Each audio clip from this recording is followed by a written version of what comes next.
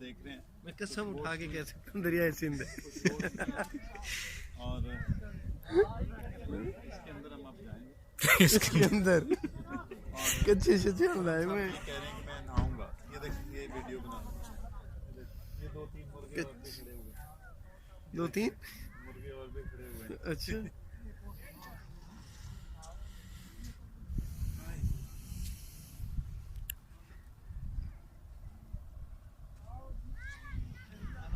अच्छा ना सामान ले जाए ना उधर ही।